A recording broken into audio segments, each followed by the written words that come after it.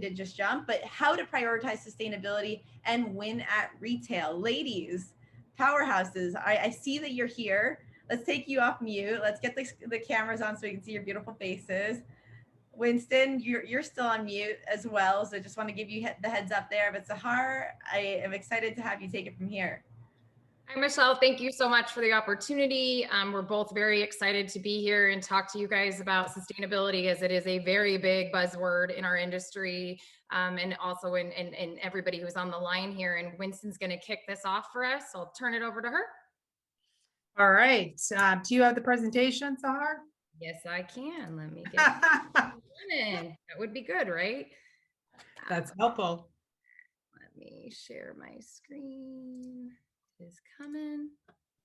Let me know when you guys see it. There we go. So let's go to the first slide there, Sahar. I'm going. Next one. Yep. Okay, so when we take a look at this graph, if you will, what I'd kind of really like to point out is with consumers is with the overall concern that they have with the environmental impact of packaging. As you look at this graph in the environmental areas of concern, it's important to note that approximately 35 to 36% of respondents would buy additional sustainably packaged products if they were available in stores, available for more products, and better labeled. The National Retail Federation conducted a study recently, and they found that 6 out of 10 consumers surveyed they were willing to change their shopping habits to reduce their environmental impact. And nearly 8 out of 10 respondents indicated sustainability is important for them. And those that mention or fell into the category of very or extremely important, over 70% communicated they would pay a premium of 35% on average for brands that were sustainable and environmentally responsible. Thank you, Winston. So I'm going to talk a little bit about how does this play into the demographics. Gen Z and millennials are a very large group of the next generations that also have money to spend.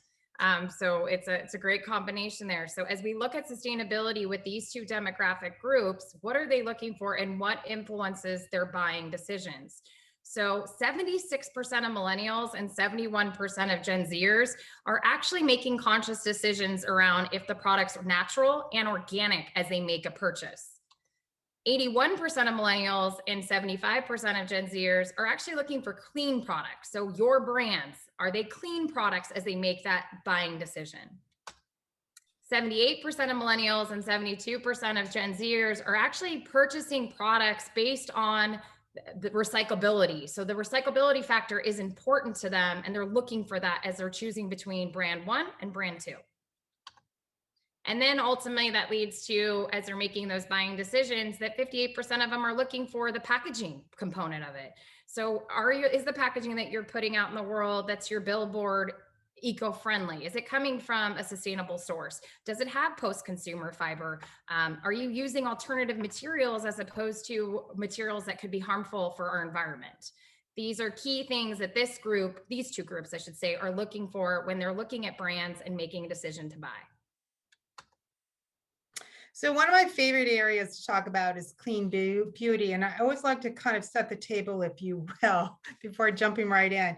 And most of us are familiar that Congress sets the standards for drugs, food, microwave ovens, toys, and even electric blankets when it comes to safety standards. However, with the exception of color ingredients used in cosmetics, Congress has not updated the Food and Drug Cosmetic Act of 1938, and that's over 80 years. And so if you take a look at women, a woman will use up to 12 products on her skin every day, and that has 168 different ingredients to it.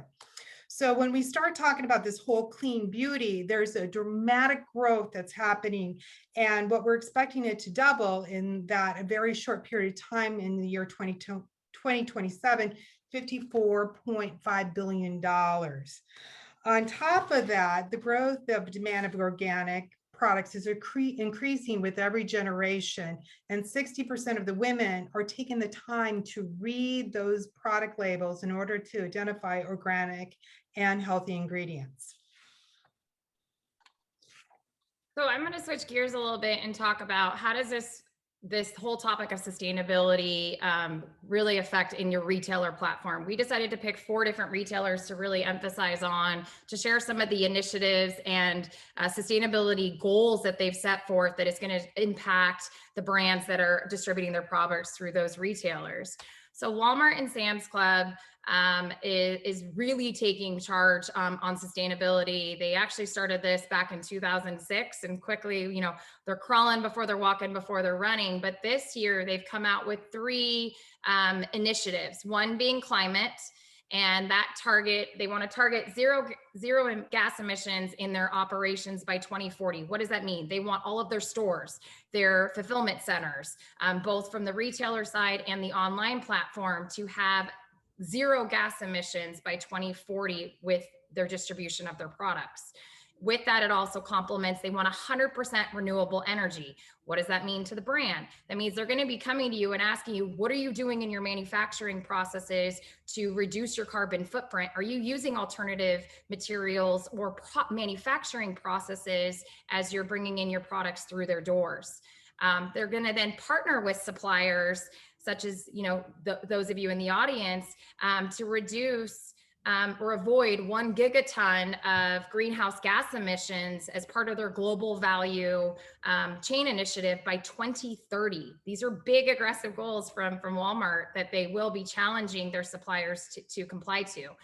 Nature is the second. And with nature, they have the Walmart Foundation, and they want to help protect, manage, and restore at least 50 million acres of land, and then 1 million square miles of ocean by 2030. Their third initiative is waste. They want to achieve 0 waste in their operations, both in the US and in Canada, by 2025.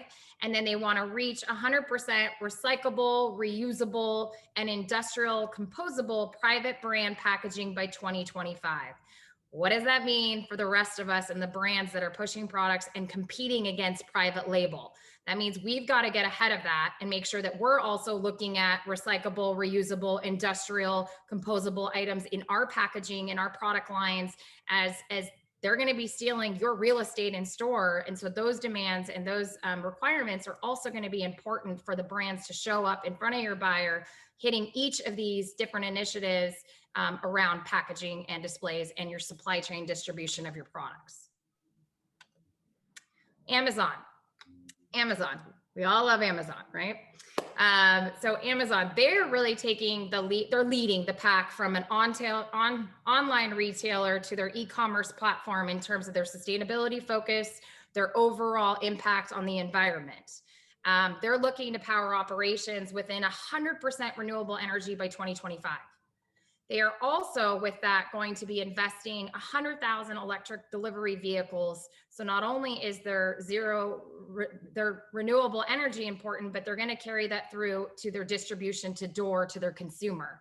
So that brings on the net zero initiative. So shipment zero is Amazon's vision to make all Amazon shipments have a net zero carbon. They want a goal by 2030 to deliver at least 50% of their shipments with 0 net carbon. And that again starts with their journey at the beginning with their fulfillment and their sort centers, that those will be 100% fueled by renewable energy. So from the beginning all the way through to the consumer, that they're reducing that overall carbon footprint, they're reducing their gas emissions, and they're putting forth that zero platform. They're also, similar to what Walmart was doing, is they're investing about $100 million in reforestation to give back into the climate, so that we're also replenishing back in terms of the resources and materials that we are depleting in our climate. So what are some packaging regulations? What does this apply to you? So what Amazon is doing is they are really focusing around frustration-free packaging. So as consumers, you buy a product, it gets shipped to you. They want to make sure that you're applying sealing methods, but not to a point where then it is difficult for the consumer to get to the product. And this is where brands have to be careful, because although it's Amazon, in the end, it's your product. So you don't want to get lost and connected in that. So you have 120 seconds for that consumer to be able to get into that package. So it's the balance of making sure that the product is protected so it's not damaged, but it also needs to be easy and accessible and not frustrating to the consumer to actually engage and receive the product they just purchased. Another big point from Amazon that is a part of their regulation is SIOC. This means ships in its own container. So with that, the packaging that ships to the end user doesn't require an additional package. It's actually going to ship in the container itself that the consumer will get. With that, you may experience different various levels of cosmetic damage that can happen in shipment, right? We've all sometimes gotten a package that we thought somebody kicked it through the door as they delivered it to your front door. But they are considering, as you're going through your testing, because testing is very important with SIOC and with Amazon, you do have a series of testing that you need to do in order to distribute your products through them from a packaging standpoint. They are saying that cosmetic damage such as dented corners or abrasions or dust is acceptable within the package, but not the product itself. So that's important to note and to understand, because Amazon also will fine you on those things if they are not appropriately set up and they get returns. Things to avoid: they do not want packaging that includes blister packs. They don't want wire tires. They don't want shredded paper. They don't want packaging peanuts. I know as a consumer, I don't want packaging peanuts. Sealed clamshells. Those are things that, again, are non-sustainable, harmful for our environment, that they do not want and will not accept in packaging components that you ship through their channel. Packaging must be recyclable. And then they do put a little bit of a requirement, again, back to what we were talking about earlier in terms of product to package ratio, or I'll talk about a little bit more throughout the presentation, is you get a maximum of 2 inches around your actual product itself to where your outer package can be, because they don't want excess waste. Waste is a big concern across every retailer we talk about. Not only for the environment, but there's also added extra cost associated. You want to make sure that the consumer can take that and be able to recycle it instantly. And you don't want to have excess waste where your product is this big, but the box itself is, 5 feet bigger than the product itself.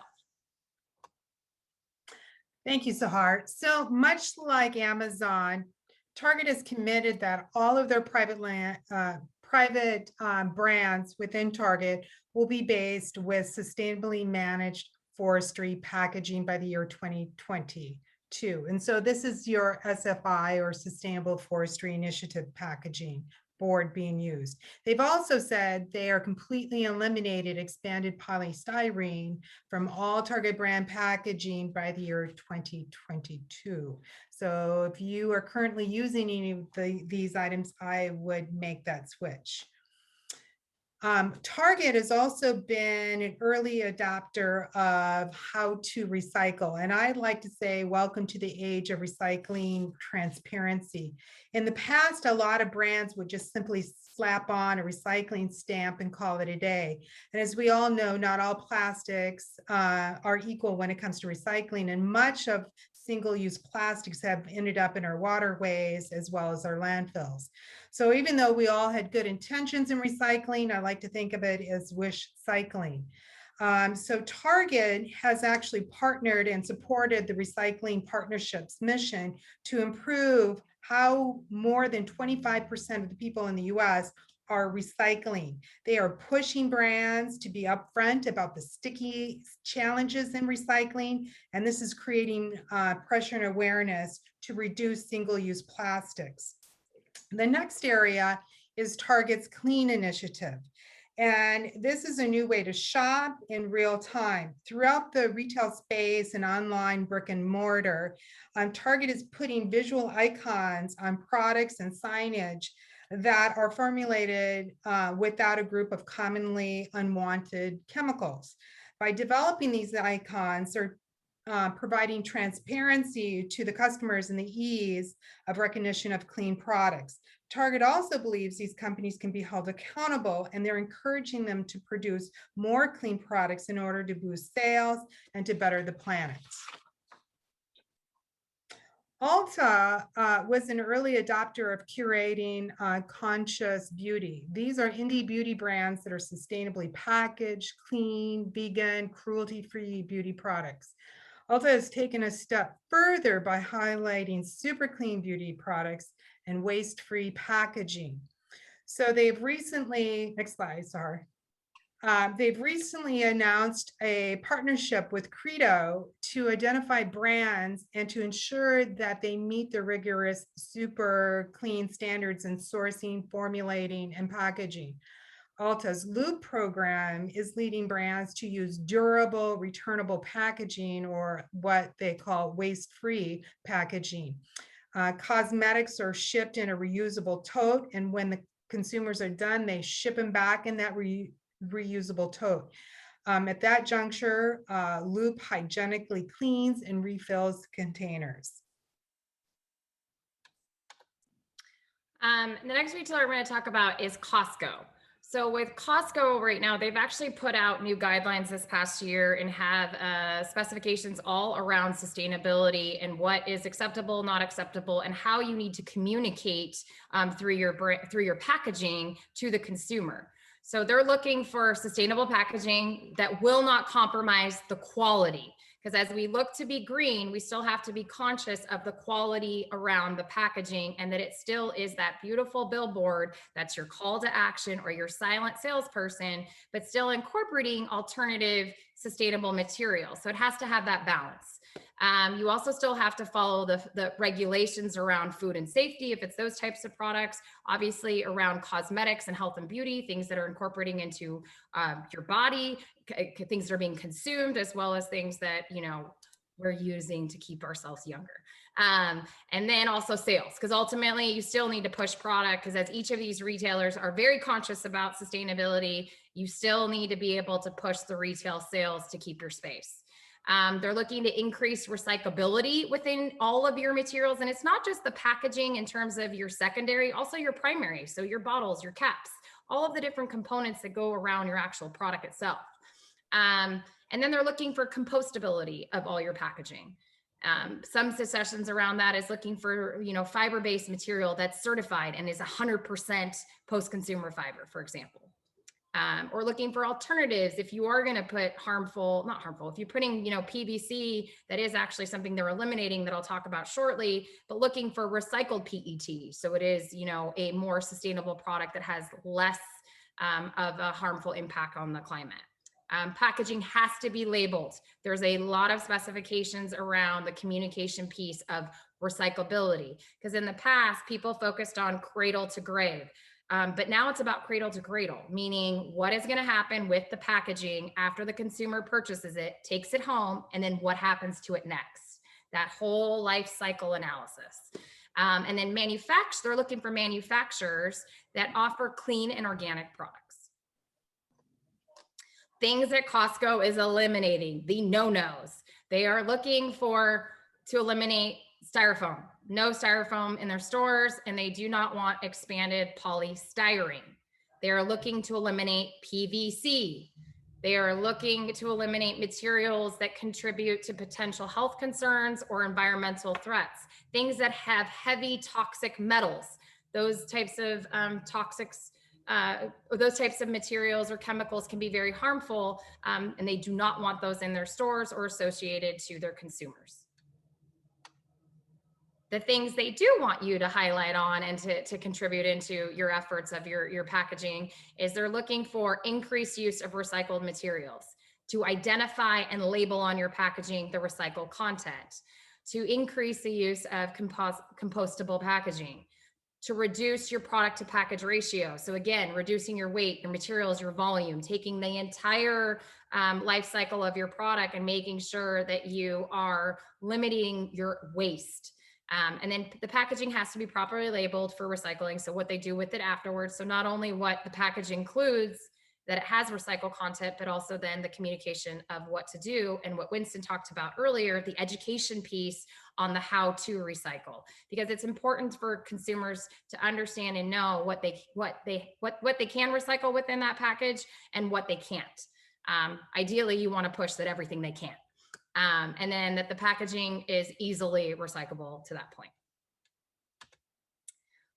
So let's talk about, how do you create a sustainable scorecard? Because this is a question we get asked all the time by brands. And what I always like to start out with is, know what your sustainable intentions are. Change starts within, and change starts with action. And so when you consider the role that brands play in consumers' lives, be the catalyst for unlocking ways to help people align with their behaviors more closely with their values and beliefs. Identify and articulate and follow through relentlessly on your sustainability-centric purpose. So then, as Winston said, checklist of things that you want to make sure that you have. Are you reducing your overall carbon footprint? So from where you're actually filling your product, to the bottles, the caps, your secondary packaging, or your primary packaging, then to your secondary packaging that you're shipping those goods to then be packed in. Then that goes into a display, let's say. All of that from your 0 to 500, 500 to 1,000, 1,000 to 3,000 miles, keeping that and making conscious decisions with your manufacturing partners that you're keeping your footprint small. Then also sustainability manufacturing processes. So looking at alternative, not materials only, but the actual process of making your products. Are you using renewable energy? What other sustainability factors are you bringing into your process, such as solar power or other types of things that could be reducing your overall gas emissions and your overall carbon footprint as well? And then again, I've said this a couple of times, but this is a big initiative that if you do tackle this, it checks multiple boxes in terms of the reducing your package to product ratio. You'll see this heavily at Club as well, because you do have the concern of theft. So you don't want very small products that could easily be put in someone's pocket and walk out the door. And you also still want the opportunity to have that billboard to be able to have the call to action and tell your branding story and get the customer to buy that product they never intended on buying when they first walked into store, but also keeping that product to package ratio small, because you don't want to have a very small product with a very big billboard and you are creating excess waste. So that is something that is consistently happening with every single retailer, that you need to be sure that you're taking that into consideration when you're creating your concepts and then ultimately producing your packaging. And then finally, we get into the whole sustainable brand positioning. And this is where you want to make sure that all your key messaging is uniform on your marketing materials, that you use sustainable logos and get the certification and registrations for those items, that you're proactive on educating consumers and retail buyers. And then by promoting your sustainability with your retail buyers and being really proactive about that, you're helping them on their own scorecard and the company goals of that retailer.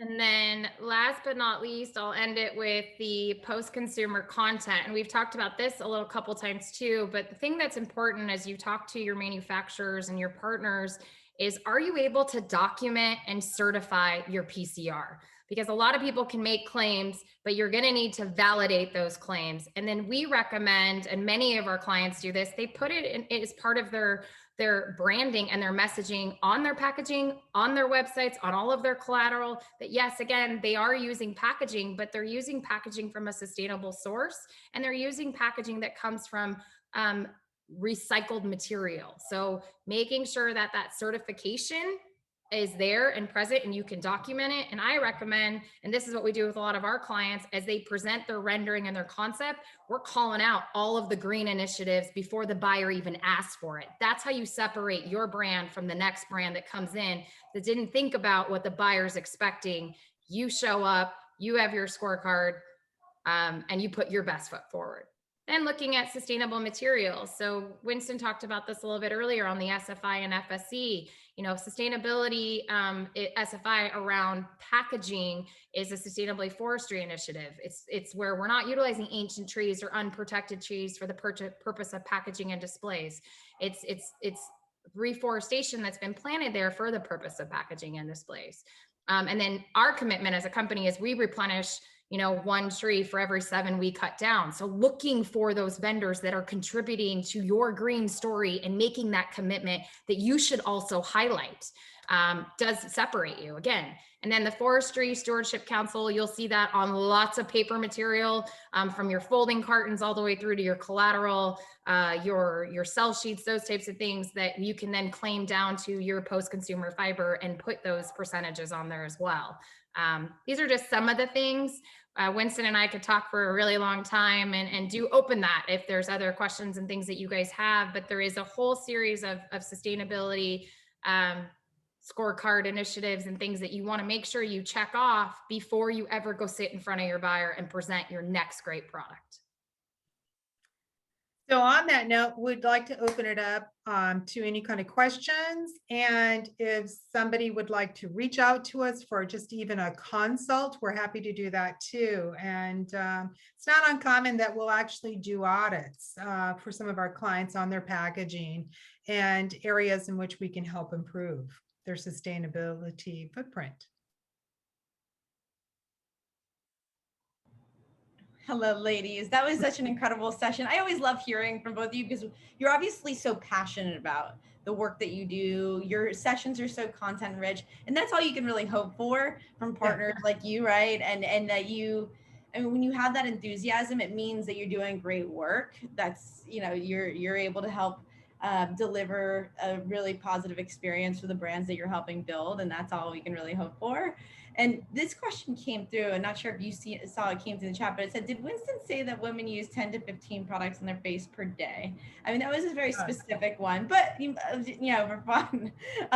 No, it's really quite shocking. You know, and that's where I always like to start, you know, setting the table on skincare and clean beauty.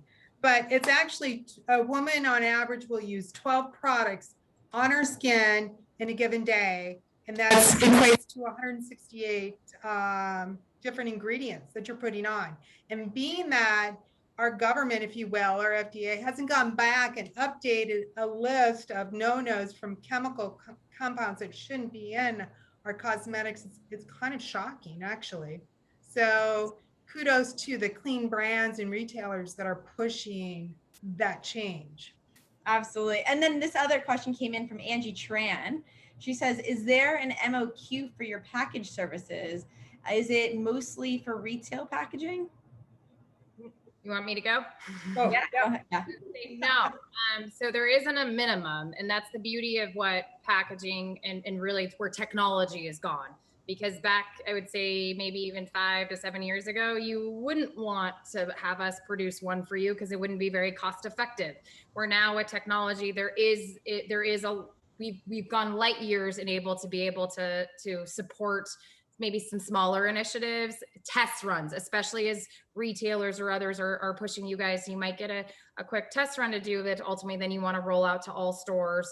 And so, no, there isn't a minimum. We have a different set process for that and happy to walk you through that. And it's not only retail packaging. So we do anything around what pushes and moves products. So from protective packaging to retail packaging to POP displays, you name it. And then not only limited to that, it's also signage that we also do and can focus on anything that will help push your products through their channels. That's great. By the way, you mentioned something about a scorecard. Can you talk? Can you talk about that, 1 and 2? I mean, it seems like something really interesting for me as a brand to fill out. I mean, is that something, a form that I can fill out, or would love to just hear a little bit more about that? Do you want me to take that one, or do you want to take it? Go ahead. You go. Oh, okay. So when we sit down with clients and they're trying to figure out where to start, this is where we have the conversation on, you know, what is your intention or sustainable intentions? And that's where we will build on, you know, from corrugate, you know, all your industrial packaging being made from 99 post-consumable waste. Are you looking at using water-based inks or soy inks? And, the inclination would be to use soy inks, but in the industry, soy uses a lot more water and it takes a lot more energy to produce. So water-based inks are better. So this is where we kind of work through with our clients and building that scorecard and helping them build a multi-year plan. We like to be strategic and long-term partners with our clients. Sure. And this one, I know we're going a little over time here, but one last question. I thought it was a good one. Do you offer a one-stop resource or website where brands can find all available sustainability vendors or sustainable vendors to help a startup brand do the right thing? So in terms of secondary packaging, we're your go-to and we can help you with that. When it comes to primary, I don't have a site, but we definitely will provide resources. What you will find with us, we're very good at what we're good at, and what we're not good at, we will highly recommend who you should work with. But there is also some alternative resources that I'm happy to share that does offer kind of a sector on how you go find who's the best vendor that has a sustainable, primary packaging that they can offer. So happy to share that with you, Israel. Awesome. All right. Well, with that, this wraps our day.